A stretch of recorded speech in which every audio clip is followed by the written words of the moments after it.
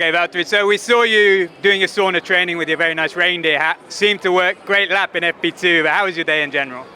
Yeah, we'll figure out tomorrow and Sunday if it worked, but actually today was quite positive. It was nice to feel and see that we have potential here to fight for Q3 tomorrow. No big issues from the beginning of the day, so really smooth Friday for once. Now, a long time since we've been here. Big regulation change. How was it in the 2022 cars? Is it more physical? How's the visibility? It is a bit more harsh on the bumps, but actually I thought it was going to be a bumpier ride than this today, so not too bad. I still enjoy the track.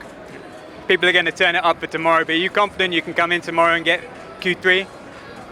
I'm confident we can fight for it, absolutely. It seems like it was a very positive day and the feeling is not bad, and for sure we can find a bit more, so it's a good target for tomorrow. You ordered a P3 and a P5. I think on paper that's a promising Friday, but what's your assessment?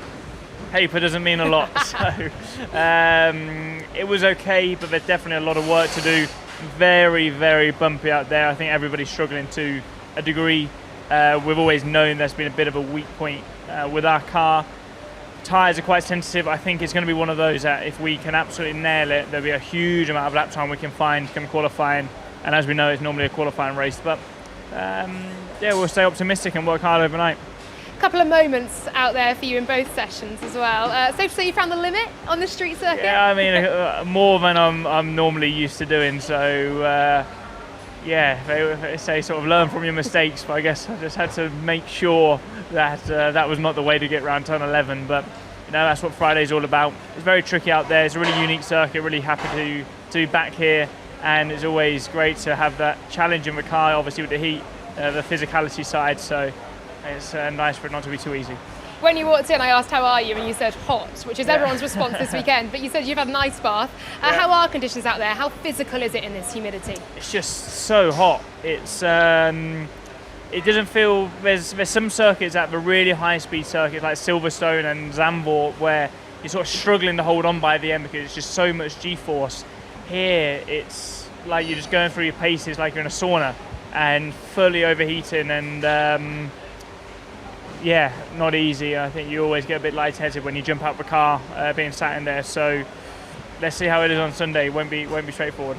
How much track evolution are you expecting to see as well? Obviously, we're back here for the first time in 3 years and it's a street circuit. I was pretty impressed with the grip levels. Today they've resurfaced the track in a number of areas and the new surface is really, really grippy. It's a shame that all of it wasn't done, but for sure it's going to continue to evolve and qualify, and I'm sure from Q1 to Q3 it'll be a big improvement, so we've got to make sure we're there in Q3 and nail that last lap. What's possible, do you think?